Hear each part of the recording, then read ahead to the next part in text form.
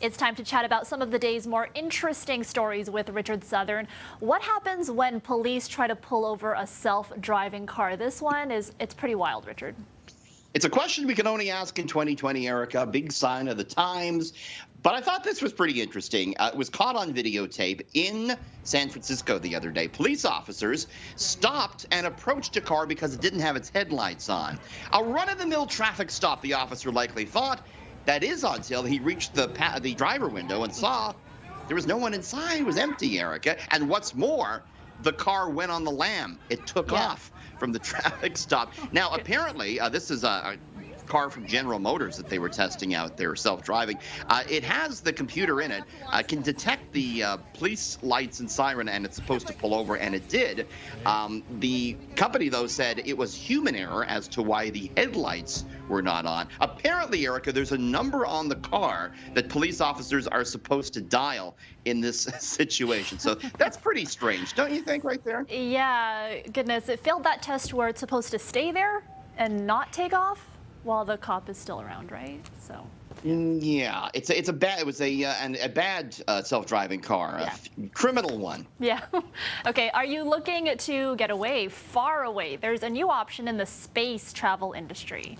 Yeah, we've talked a lot about the ones that are like operating now, the Virgin Galactic and the Jeff Bezos' space company that brings you up in the rockets. This is a different concept. There's a company now that's going to launch a balloon into low Earth orbit, and we got some pictures of it here. The company's called Space Perspective, and it's planning to launch the space balloon into low Earth orbit starting in 2024.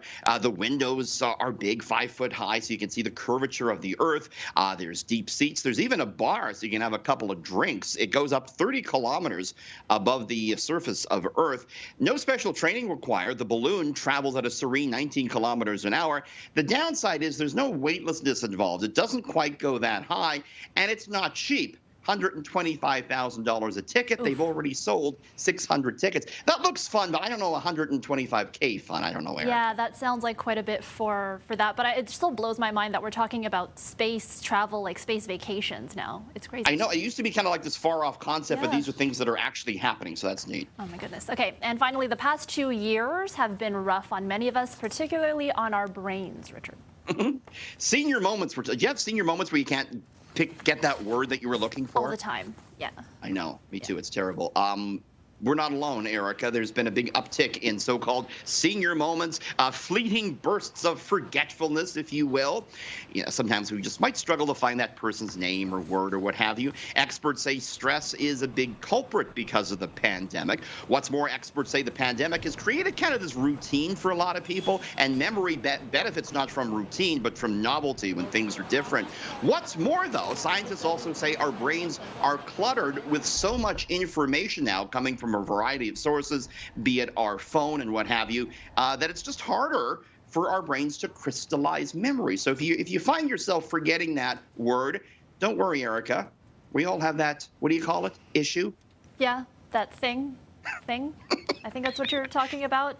Yeah, I believe it. I believe all of it, because I don't even remember sometimes what day it is. So yeah, that's what the pandemic is. And I'm always calling you different names and everyone in the air different. I'm going to blame the pandemic for that. We should do a master cut of that one day. Right.